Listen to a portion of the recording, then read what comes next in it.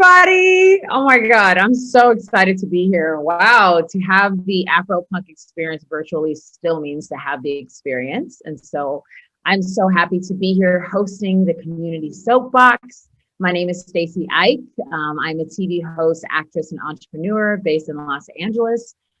Because of the pandemic, we are all over the place, I'm sure, but it has been quite a year, which we're going to get into. To keep in touch with you guys can check me out on Twitter and Instagram, mostly on Instagram at OneTakeStace, OneTakestace. And I hope that after this, we'll be able to keep the conversation going. So thank you guys so much for joining. I see everybody in there. Somebody has a Lakers jersey. Thank you for having that. I just reminded me of happiness. So anyway, we have had a wonderful weekend thus far with AFROPUNK. And like I said, having this virtually, I'm sure has just been, an entire experience for everybody, a different one, which I hope to hear from everybody what that's like. But something that's important to me right now to talk about with all of us is the Black experience, right? There's so much happening for us, with us, from us, and to us during this time. This year has definitely exposed a lot of that, exposed it on a global level. Most of us already knew, we were living it every day. But when it comes to the complexity of us living in joy and us understanding pain, us living and expressing our joy, but us still being careful and being conscious, and also being willing to march and to declare and to defend and to provide for each other and for ourselves, it's a nuance, to say the least. And so that's a part of the conversation today, which I really want to jump into. So I will start with what I feel like my 2020 has taught me. I love this conversation now. I think in the beginning of the year, March, April, May, I didn't want to hear anybody talk about what the year has taught me, because the year was looking like it was. There was a lot of things that were taking us off guard, surprising us, not allowing us to truly understand our feelings, which I think is very fair, and that all of us should be sitting in the truth of knowing that we're not going to all have the right answer for 2020, right? It isn't what we thought it was going to be. And so now there's a relearning that has to take place. But for me, one thing I've learned more and more about my Black joy and about understanding Black joy is wellness. I think that I didn't realize how caught up we were in the busyness. I knew it, you could see it, our schedule showed it to us. We talked about it, but the actualization of things being shut down, things being lifted, things being moved to the side, and your schedule being cleared overnight really definitely exposed what I believe wellness was supposed to be this whole time. And so I think for us as Black people, we have done an incredible job of making sure that we are always doing what we need to do, right? But a year like this tells us, what do we really need to be doing? And it's not just about having our job or having things to do or places to be or something else to accomplish. A lot more of it was about internal. So something I realized is that I stayed inside. Physically, we were all expected to stay inside. So I stayed inside, and then I also went inside. And I went inside deeply within myself, within my fears, within things that used to stress me out, or things that have stressed me out, things that I hadn't reconciled with, all of the above. And it was, and still is, a beautiful reckoning, to say the least. It is one of those things that exposes us to, how do we get healthier versus just busier? How do we add more things to our plate? That's not really becoming the most important thing, right? The most important thing now is, how do we stay the healthiest? How do we connect the most? How do we connect right now during a time where all of us are even having to connect right now virtually? And so I'd first like to extend that question to everybody here in the chat, and to see what you've been feeling and thinking about your 2020, something that you've learned about yourself, about your environment, about somebody in your world, about somebody outside of your world, but just something that's new, that has brought you some clarity, even in a time of chaos. So I'd love to have some people chat about that to begin with. And feel free to make sure you unmute yourself, because I might not be able to hear you if not.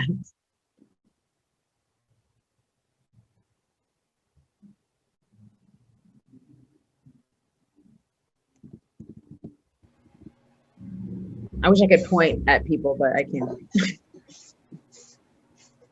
Hi. Hi.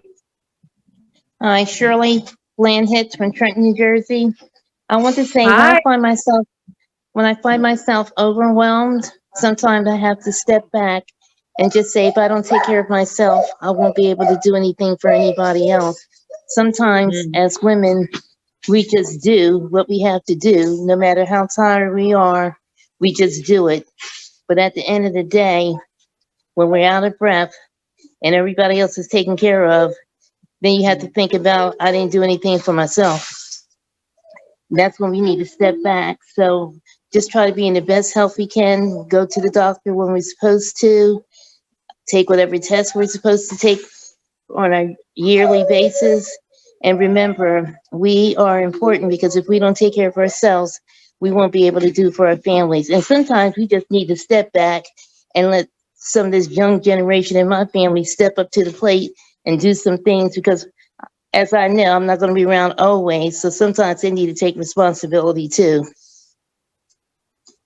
I love that. I love that. And thank you so much for sharing that truth because beyond the fact that it's something that you relate to, I think a lot of us can relate to as women, as Black people, but specifically I'll talk about women, always stepping up to the plate and realizing that the more we do that, the more tired we are, and then we are out of breath and we don't have the energy and the strength to not only do our best for ourselves, but for other people the way we would have liked to. And so I really appreciate that you bringing that up. And I love other people to elaborate on that because I don't feel like she's the only one. How does that now show up? When do you decide to take a break? Because it can't be the day you realize you're out of breath. It's got to be a little bit before that, right? And so what does that now look like, that realization?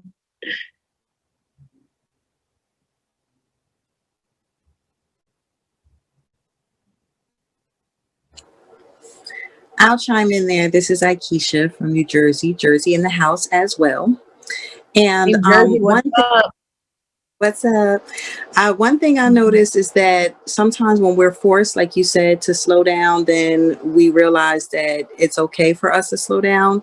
And we also realize that it's something that we should incorporate in our schedule instead of running and being busy until, like you said, we run out of breath or we get sick or something like that because we're not taking care of ourselves. So I think just incorporating that in our schedules and making sure that we take that time for self-care and take that time for us enables us to really make it a habit, and then it becomes a part of our daily life.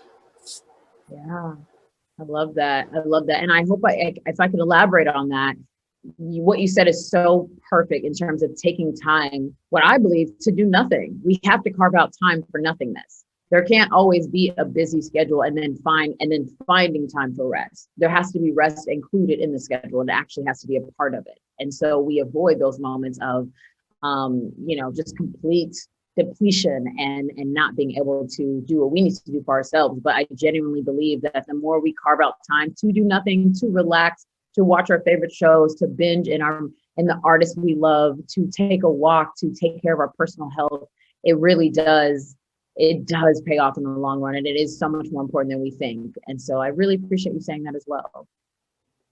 Yeah, I'd love to see if anybody else has some new things that they've either learned. Self-care is such a huge one. So if anybody else wants to elaborate on that or add to that topic as well.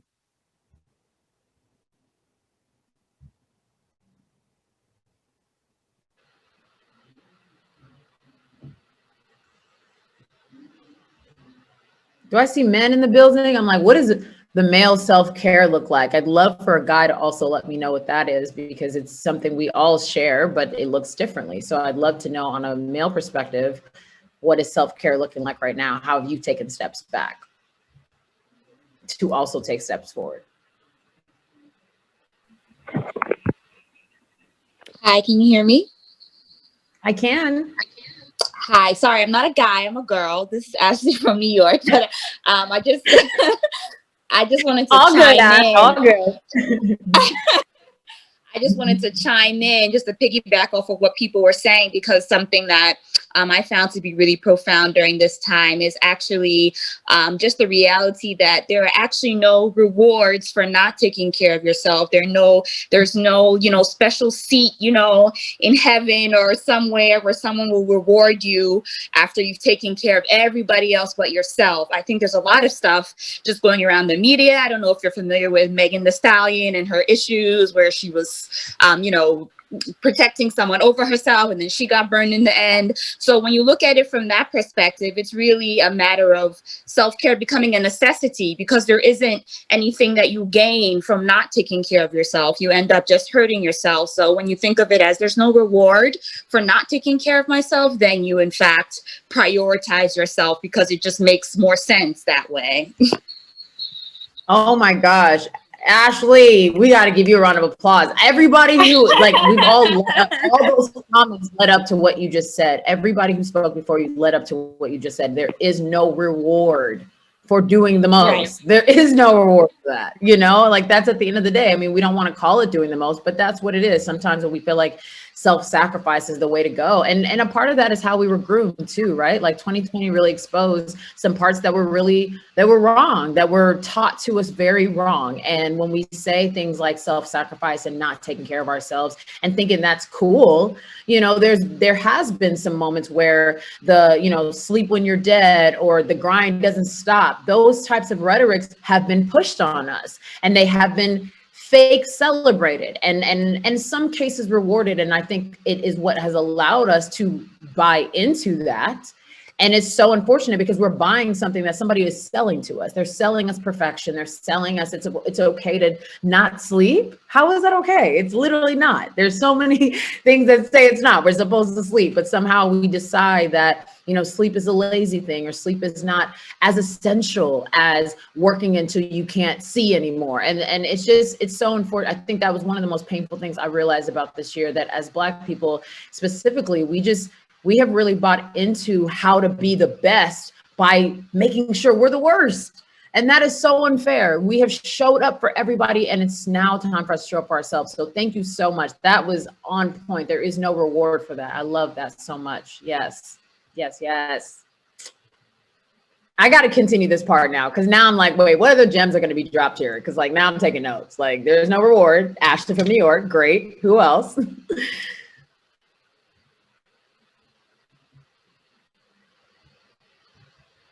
I'm still leaving it open for my guys to chime in on this topic too, because it is so important for us to hear both sides of this perspective. And unmute yourself if you have not already before you chat.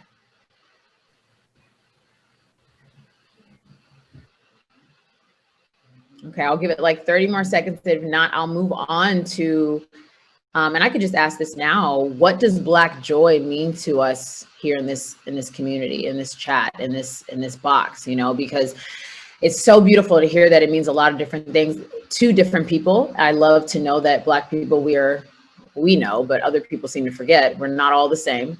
What expresses joy and love in one of our hearts is not the same as somebody else's heart. And so I think when you hear different perspectives, it expands what you feel like you can do for joy, what you get to touch for joy. I'll be honest with y'all, I'm currently in Mexico in Tulum, celebrating my 30th birthday, experiencing joy that I have not gotten to do in a long time. You know, not allowing myself to take vacations because work didn't stop. So we are now figuring out beautiful ways to merge the two, and it's a great thing. So I'd love to know, that's what joy is for me, being able to learn to merge the two and knowing when it's too much, picking myself. So it's good. So I'd love to know for joy, how that is actualized for you guys over this past year or over, you know, even beforehand.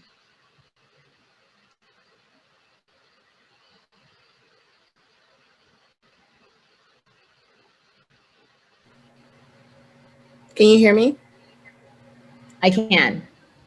I think Black joy is resistance in itself, and we need to exhibit it more. It's a form of resistance, us being happy. Yeah. What's your name and where are you from? I'm Destiny from Chicago. What's up, Destiny from Chicago? Thank you so much. I love that so much. I agree with you wholeheartedly. I think we forget that just being us is enough. And that's just as joyful. And so that's so good. The resistance in that is great. Anybody else?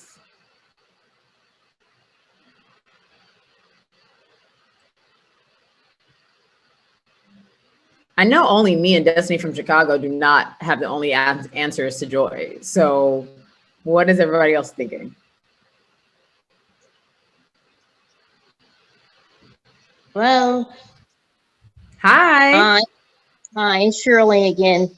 To me, joy is what you make. Hi. To me, joy is what you make it. Whether you got $1 in your pocket or 1,000, you just find happiness. And I find that happiness is real simple.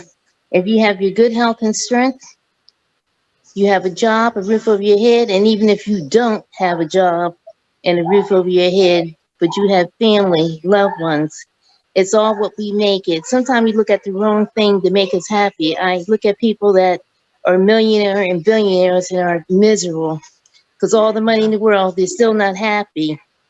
And my thing is, let's just be thankful for life itself, that we're still living, and we just do the best that we can with what we have.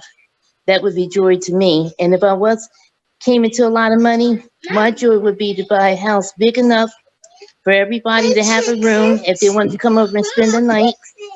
And my joy would be just to have all kind of recreation for the family and friends.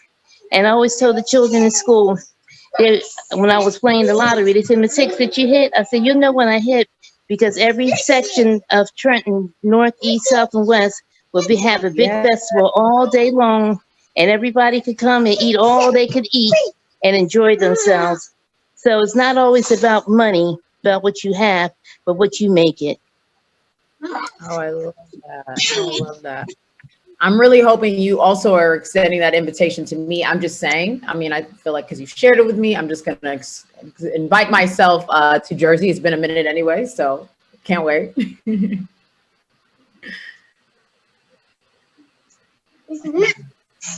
Oh, I love that. I had somebody in the chat also mention oh, I love this. Somebody from the chat mentioned Black Joy is being supportive of Black Joy. Stop being a hater.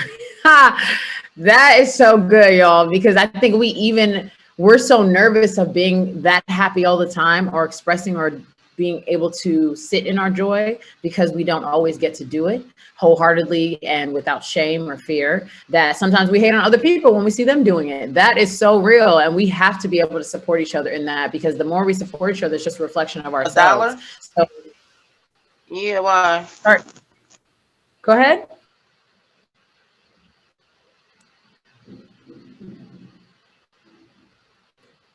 I think I hear somebody chatting. Yeah. I'd love to know, like I said, I was still extending to the men as well in the chat about what they have learned this 2020, what they have, what's something new they've learned about themselves, about the world that they're in, and what Black Joy means to them as well. Open to everybody, but I'd love to also hear from my guys.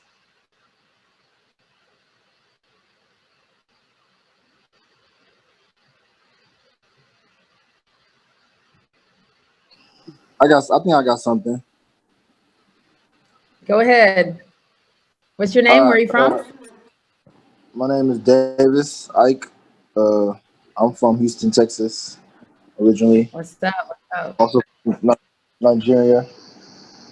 I think one of the biggest lessons I've learned just as a man and trying to grow and to continue to become a better person, not just a man, but as a human being, I've learned to really experience joy. A lot of the times we put our ego in front of things, and I'm really learning to let go a lot of that ego that I possess, like especially in situations that could be solved with a simple communication, or someone's telling me something or trying to give me advice and my ego won't let me listen to it and let me take it.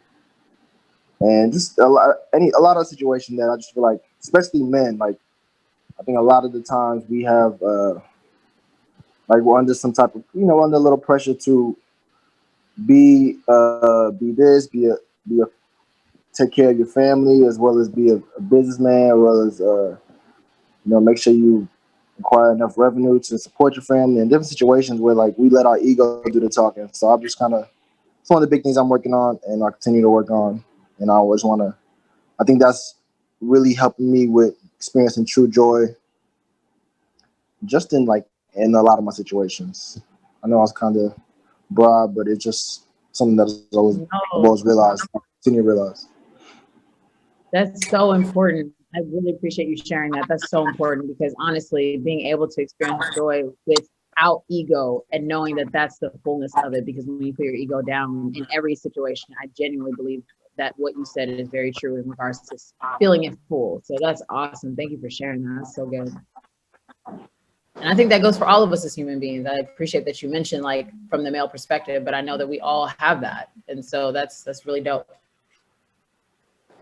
Yeah, it says somebody in the chat also mentioned that as a member of the LGBTQ community, Black joy is living in truth and living it out loud. Oh, that's also so true and so real. And it also goes back to us being supportive about what everybody's Black joy looks like and feels like, and knowing that it is different and it is going to shine and sound different and look different and present differently. And I think it's so important for us to highlight that and celebrate each other in the fullness of that, because that again shows just the long, how do I say it? The amazing spectrum that Black people reign on and rule on. And so that's really dope too. Thank you for sharing that from the chat.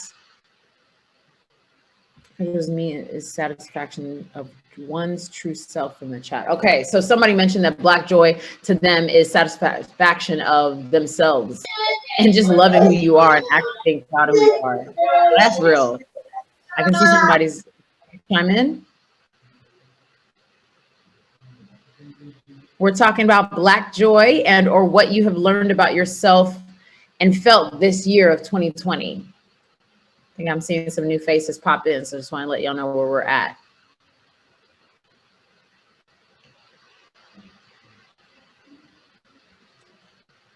I also wanted to talk a little bit about what's going on in our communities. You know, between Black Lives Matter, currently we're really seeing the global impact of Nigeria and SARS and how painful that is and how real that is.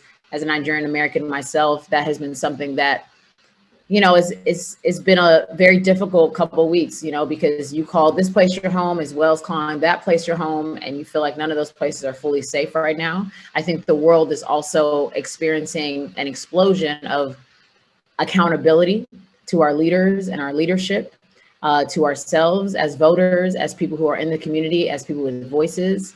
I think it's really powerful that we are all binding together right now. The way I've done the most binding is social media, because I'm not currently living in Nigeria, but to talk to my family, to check in with them, to see how things are going. It is a really rough time. So I'd love to see, you know, if there's any new things you guys have learned through either Black Lives Matter or NSARS, things that really resonated with you, things that have conversations you've had with family members, friends, with yourself. I know for me, a big part of my healing this year was really sitting with George Floyd's death and what that did for me internally. It really, like I said, it led me inside more than I thought. It really led me to pray for this nation, for this country. It led me to donate. It led me to put my money where my mouth was. It led me to reach back, to find mentors, to become a mentee. To become a mentor and to make sure that I really attach and have mentors as well, and really just be led and be in community throughout this time. It really isn't, life isn't about doing it on its own and by itself. And so what I saw out of Black Lives Matter was the community effort for us to make sure that we are whole and safe and healed and our bodies mattered as Black bodies and as Black spirits and lives in this country. And so I feel the same in Nigeria, as much as like it is far away. It is very, very close to home. And so I'd love to see and talk through some of the different facets of those two things and how it's impacted you this year, what you have learned, how you have really, maybe even some of your healing process through that.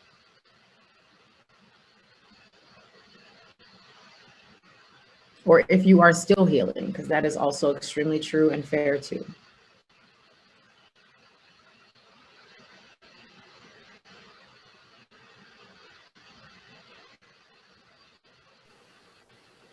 Hi again.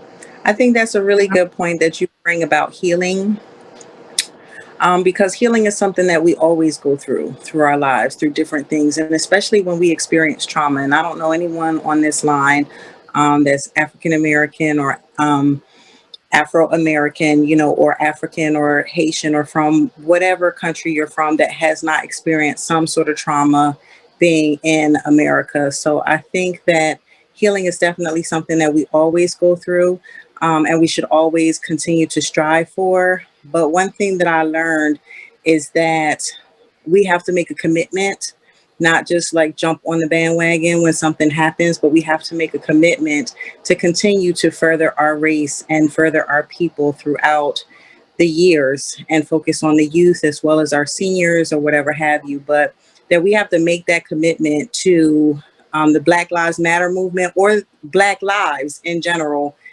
for the long term. So. Yeah. Can you give us some tips in your experience on how you have been able to make that commitment? Because it is so difficult. That's something I'm also realizing. Like some days you have to take a step back and some days you get fully in the trenches. So what does that pattern look like for you? So for me, that looks like I serve on a board for an organization called Positive Black Images Connect. And so for us, that is educating our community, fostering cooperative economics, also making sure that we are engaging and empowering our people. So that's something that we do year around and something that I try to do to give back. But it may take different forms. So it looks different in different contexts. So it may be an event. So we do something called Buy Black Your Community every year, where we have all Black vendors come and you're able to shop like you would at a mall. So that may be one thing, or it may be supporting Black businesses, or it may be speaking, or it may be, or it may be writing, I'm not for that per se, but I can understand the anger, or protesting, and different things like that, or writing your legislator. It may take all different types of forms for different people. And you may see yourself doing one thing or doing a couple of different things over the time, but it's the consistency. So don't just do one thing and not do anything else, but do something each and every month, year, like make a commitment to it. Yes, I love that. If you don't mind, can you put a few of those first two organizations you mentioned in the chat, just so people can have a way in or learn more about it? Because I have learned that the commitment, it really does take layers, and it takes a level of discerning, because some months you're draining. The goal isn't the point isn't to drain ourselves in the revolution. It is to find freedom within it, but it also is to still be a part of the revolution and to make sure that our voices are heard and mattered. And I really appreciate you talking about the commitment being something that is monthly or weekly, versus it's like we wake up every day and we think about it because we live it. We don't want it to. I don't want that to be, my personal experience with it. And I don't want that to be anybody else's. I think that we have already dealt with that enough, and there's times we're going to still deal with it. But within this year, what I've learned in that commitment is making sure to do it wisely, do it consciously, but do it. And so thank you for that. And I'd love to mind sharing it. That would be really great. Sure, no problem. Does anybody else have something to contribute there? Because this is such a powerful conversation and moment, and how you've been able to contribute to Black Lives Matter and SARS, the revolution in general, little small things you're doing in the community, big things you're doing in the community, and other ways we can either touch base and connect with you and maybe even support you.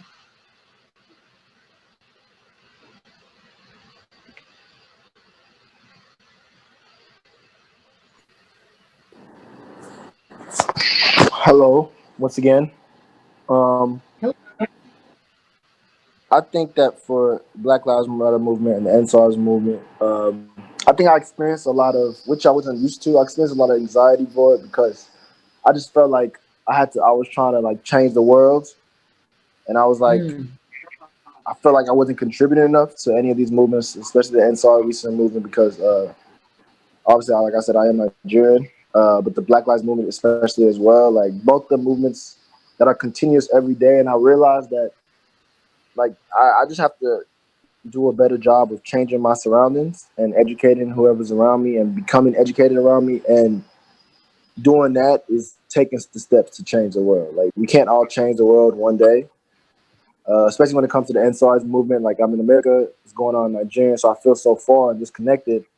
I got uncles and aunties that I can touch, but like, I just feel like I wasn't doing enough. So I realized, like, just talking to fellow Black individuals and Nigerian individuals about what's going on and becoming educated and supporting everywhere I can, donating where I can.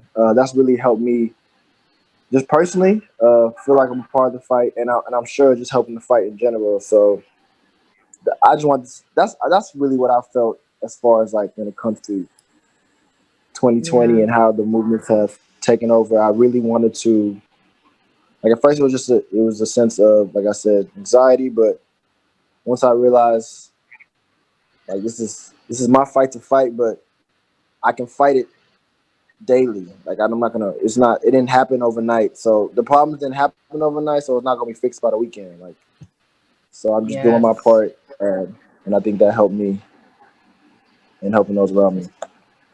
That's good. Thank you so much for sharing that, Davis. And that's something that we need to highlight and really hone in on in this conversation, because I also felt an enormous amount of anxiety trying to be the one to save whatever, because I felt it. I think we all felt it very deeply, how this year transpired and how a lot of Black bodies were wounded and in pain. And it's something that we know has been happening for so long. But when it was on that scale, it was so close to home. It felt like it was happening in our backyards every day. And so I think that that's so important. We have to remember that in the revolution, us being tired and exhausted and in pain the whole time does not get us closer. It really doesn't. So we do have to heal throughout that, and as well as our surroundings are that step. If every single one of us on this chat just did one thing that was close to home, whether it is education, getting educated, donating to our local organizations, local specifically, because they're already on the ground. Sometimes when we go national,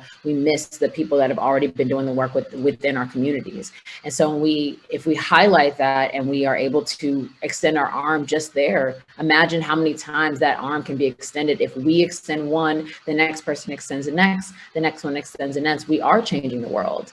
And so that is something really important too. And I hope that we can really breathe life into each other when it comes to that, because it's very easy to get overwhelmed. I know that I was overwhelmed myself. Some days I still do, because we are watching the news, we are seeing what's going on in the world.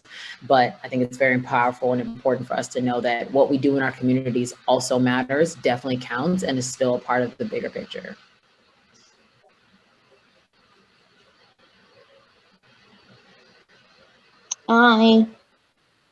Hi. It's me again. I just thought about when you said we're tired. We're tired, and I think about how tired our ancestors were to get us where we're at today. And they faced even harsher conditions than we did, with slavery and lynching and everything else this country did to our people. But they persisted on in spite of what they had to go through. And that's why I encourage our young people to get all the education that they can get. And I say to them, everybody's not going to go to college, but find what your niche is, vocational school, whatever, but you need some type of piece of paper in your hand. Strive on to be the best that you can. Know that you are somebody. And I have a t-shirt that says, all lives matter, but right now we're talking about Black lives. And if you can't understand that, then you're part of the problem. Yes. And it's just like when I'm in a mixed group of all ethnic people, and I'm like, not only have we been abused, when I think about our history as a race of people, we are still a loving people in spite of what we've been through the grace of God, I always say. Because when I think about the terrorism and systemic racism and everything else we're still going through, and I'm like, Lord, how much more can we take? But our history not being taught in school, I guess, being ashamed of the history of what we've been through, that they didn't want it to be taught in school, what this country have done to us as a people. But people need to know, and our people need to know, speaking of our younger people now, our history need to be known for what it is. Let's let the truth be the truth for what it is. And then let us just work on it together. That's why I said neighborhoods that have a mixture of all ethnic groups, it's a better neighborhood because then you get to know you're Asian, you're Egyptian, you're Black, you're Puerto Rican, you're white neighbors. You know, you all can connect together in some kind of way if you're in the same neighborhood. But when you're separated, if you're in an all white neighborhood, you don't know nothing about me, nothing at all. Mhm. Many times I go to the doctor and I say hi to those two white children. They look at me like I'm saying, like, what the hell is their parents teaching them at home? Like they don't speak, like they look at you like you're crazy. And my first thought is, what are your parents telling you about me as a Black person? Where our children are more likely to say hi or wave their hands, are more friendly because we don't teach. Well, we try not to teach hatred. I won't say we all don't do it, but as a rule, we don't. We just learn to treat people for who they are. So what little bit we can do, whether you on a organization, you're out there protesting, you're talking to the young people, you're listening to advice from your elder, every little bit hurts. Every little bit helps, not hurt. Every little bit helps towards the cause of making America understand who we are. And some people still ain't gonna understand who we are in spite of with this administration now. That's what I'm saying. If you don't vote, don't complain.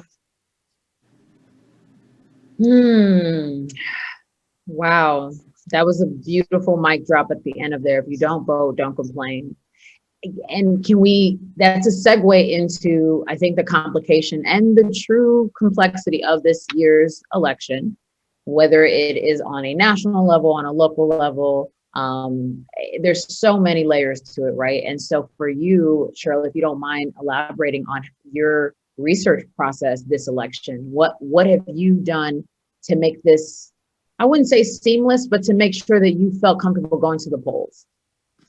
Well, for one thing, I got involved with my district that I live in. We had I'm on our legislation action team where we invite different legislators to come every year.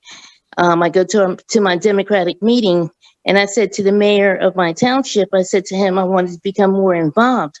And by me being more involved, I got on the rent control. I got on the condemnation committee. I ran for the chair for my district and won. And with my Mercer County Education Association, even when we thought Murphy would be the best candidate for governor for us because he was pro-educated, I got out there and canvassed, knocked on doors, made phone calls, made enough phone calls to go to the governor's ball because I ain't had no $500 for no ticket, but I made enough phone calls to go and encouraging people, your vote do count. Don't tell me it don't count. And just getting my neighbors and friends to get involved in politics. If you want to make a difference, you get into politics. If you have that gift, then you get into politics. You run for council or mayor or whatever position you want to.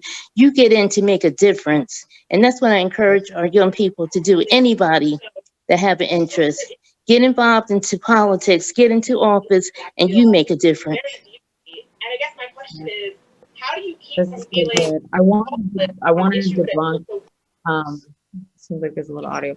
I wanted to debunk that myth of politics is something that we are not a part of and is not fun or important or necessary, right? And there were times that for me, I've said, oh, well, politics is complicated and whatever those things are, right? And I understand how we got there, but everything we do is politics, right? Our gas prices are politics, our roads are politics, our schools are politics. And so when we distance ourselves, we're truly taking our voice out of the race. We're taking our voice out and we're telling ourselves they don't matter before somebody else does. And so I really want to highlight what she says. It really is just about taking the first step to educate yourself. You know, every day I'm learning more and more about it because it is complicated. Some days again, we're just being real. This is the community soapbox. So it can be overwhelming. And, so take out 2 hours a week and just look into what's happening in your community. It's not necessarily just going on the national level. What's happening around you, what decisions are being made that impact your life every single day. And once you do that, I think it's just one step at a time, get a group of friends together and say, hey, let's all do this together, or a group of family members. There are other ways to make sure to do this as a community. That's the important part, I think, about really understanding politics, because like I said, it doesn't happen overnight, but it has to happen. And so, as she said so beautifully, If we don't vote, we can't complain. We can't say nothing. So we have to vote. We have to use our voice, and we have to believe that, yes, our voice counts and it matters. And so please, that's just me encouraging us. It doesn't, I've seen right now, there's been a lot of promotion of voting, but there isn't a lot of promotion of research and saying, hey, be willing to do the work to vote.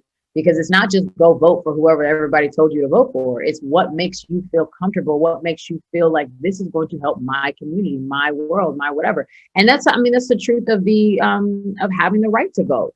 You're voting for what makes you feel safe in this community. And so that, to me, takes research. We can't just do it based on what we think are here. We have to take the research and take the time to do that for ourselves. So I just wanted to bring that up as well, because I think it's a very beautiful, important point as we are getting very, very close to the election, unless you've early voted and you're done. Does anybody else have other ways that they have been researching or other tips to add when it comes to voting? If not, I'd love to also hear, because the question never stops, about Black joy and what it means to you and how you've been able to express it this year.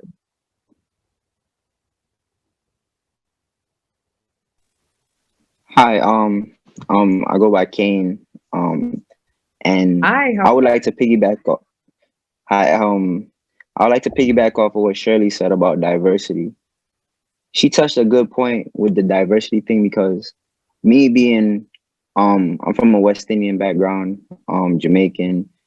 I live in a diverse neighborhood as far as like with a whole bunch of Caribbean people, but we kind of had like a disconnect with a lot of Black people. Like when we left our communities, we would be chastised by other Blacks because the way we spoke and the way we dressed and things of that sort. The diversity thing, it really helps, because now we get the chance to actually like meet different type of people, and we start to kind of like introduce each other to different types of music, culture, things of that sort. So like now we don't feel as chastised anymore as we did like when I was younger and growing up and things of that sort. You know what I'm saying? So I was just speaking on that. Yeah.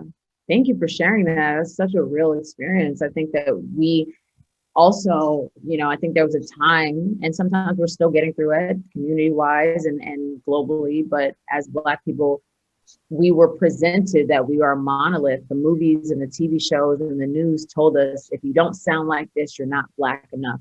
Or if you don't look like this, that's not being Black.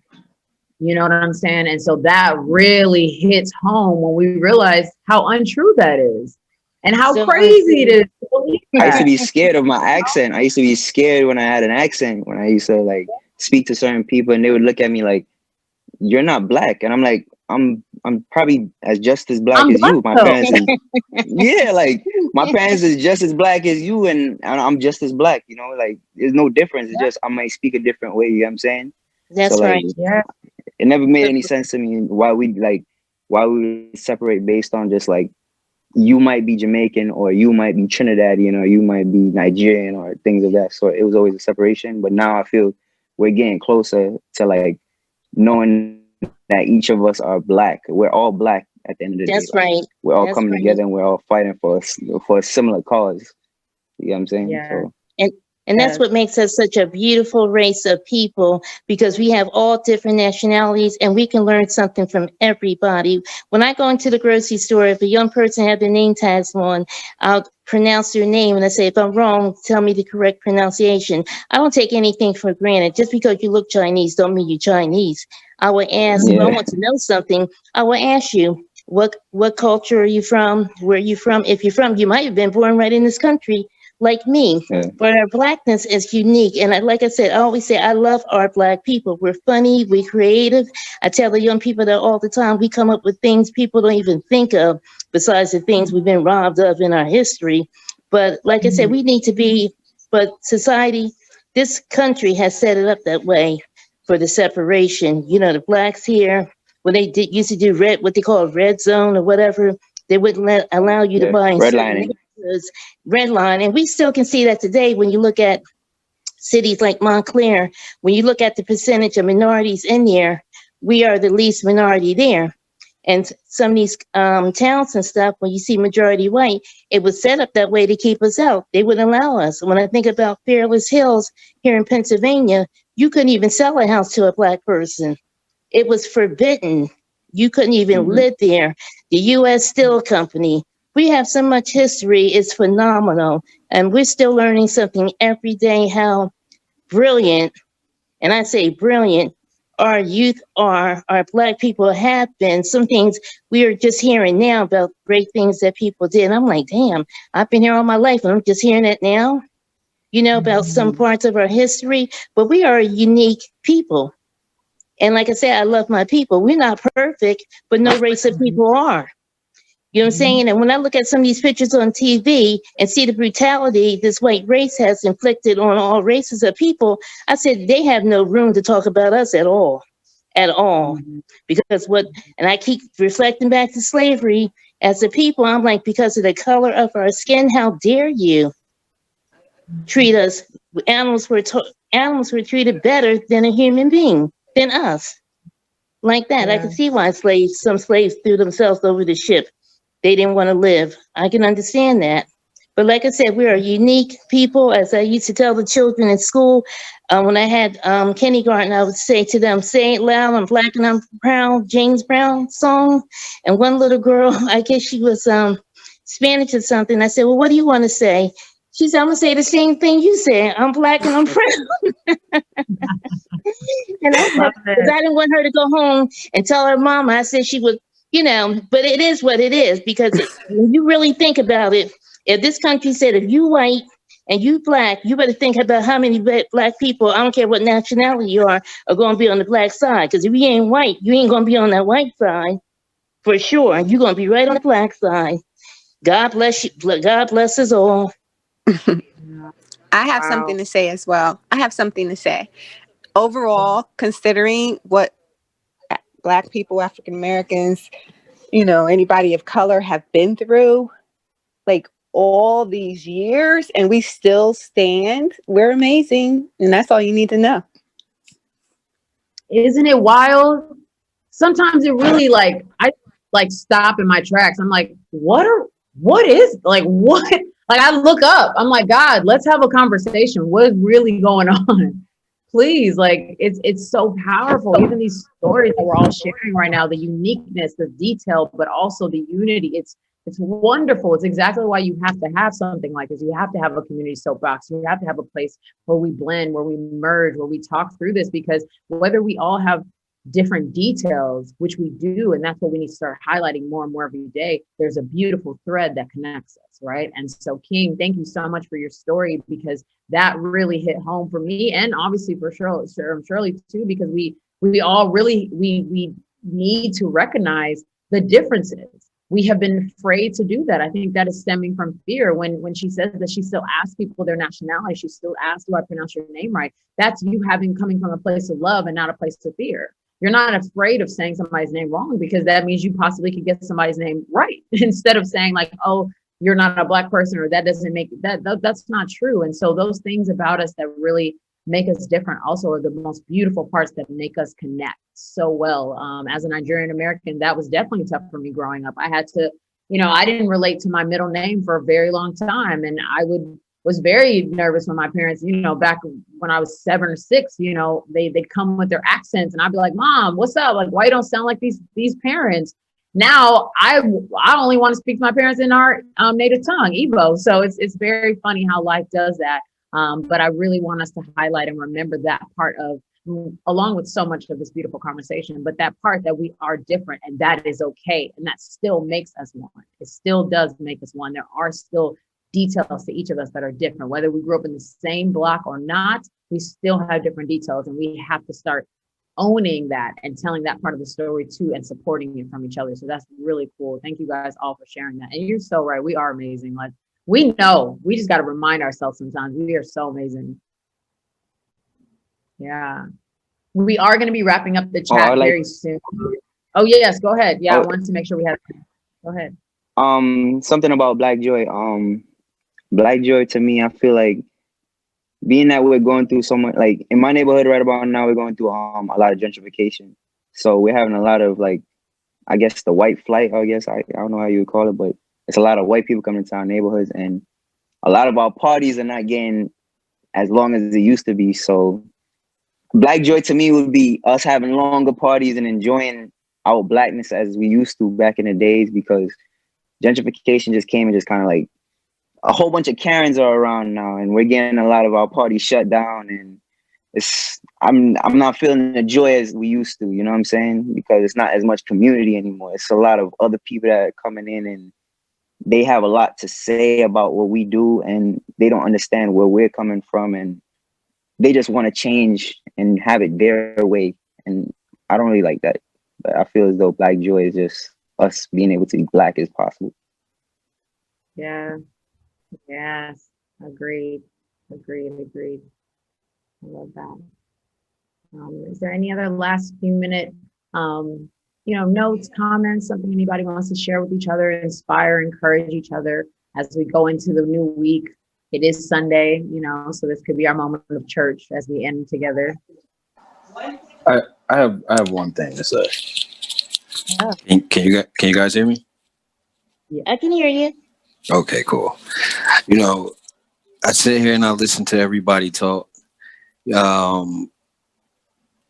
And like they say, we are, as Black people, absolutely amazing.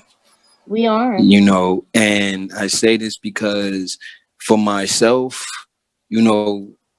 growing up, I always wanted to be one thing. Most kids in my class wanted to be doctors, lawyers, and stuff like that. I was the only kid in the class who said, "Oh, I want to make music. I want to be a music producer."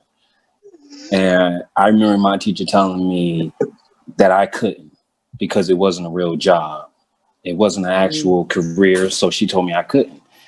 And, but I stayed, that was what I wanted to do. And I always said it. Eventually she ended up giving me in-school suspension because she said it wasn't a real job. So, but I kept going with it. And of course, that's what I am to this day. And I've never been anything else but that. But at the same time, like for me, like I live in Florida now. I'm originally from New Jersey. I live in Florida now. Being in this state has definitely reminded me that I am 100% Black. I am definitely 100% Black. Being in this state. I felt that. This is the first, like being in the States, I've never been called the N-word a day in my life up north until I came to Florida. And then of course for my kids to be called that, it was like, oh man, of course I don't react the same way that I used to when I was younger. I mean, because I have responsibilities in there and I don't want to jeopardize any of that. But at the end of the day, we are amazing people. We are smart, talented, you know what I mean? So, for anybody that's in here, kind of, I guess, straddling the fence about possibly starting a new business or, doing whatever, just, get out, just go do it. Because what I've learned at the end of the day, nobody is really going to let you sit at their table. You're going to have to build your own.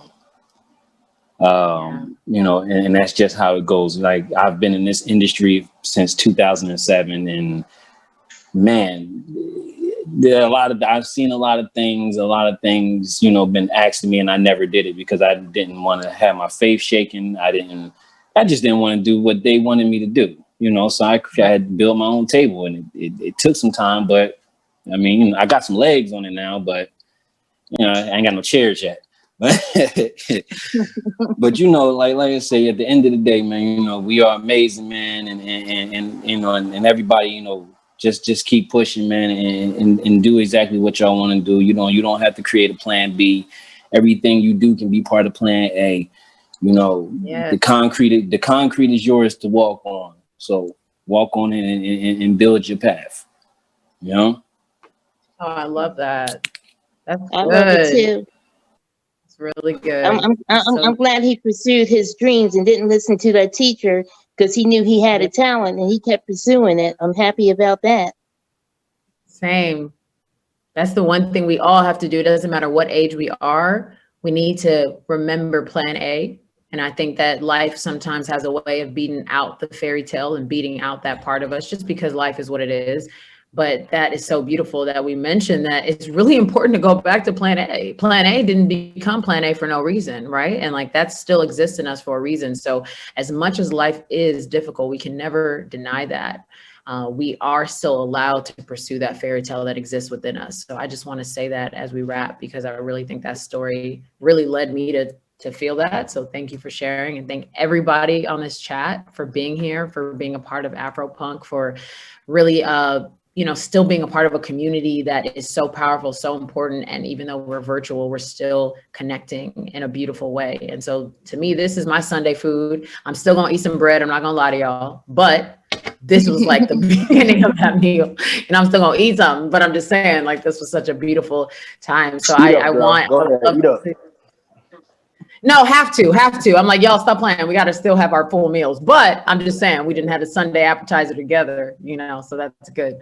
That's really good. So I want to share my contact information for everybody on social media. You guys can check me out on Twitter and Instagram at OneTakeStace, OneTakestace. I'll have somebody put in the chat as well. I love to keep these conversations going. It's so important.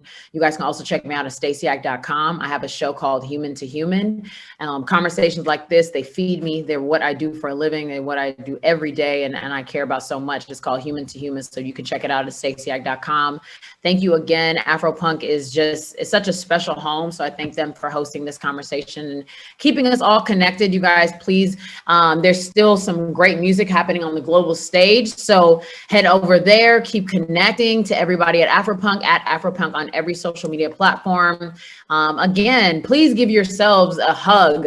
If we could just do a virtual hug together, like that would really mean a lot to me. Because love you guys. Like we love each other. We're amazing. We're so powerful. We're so powerful. We are. Yes. We are.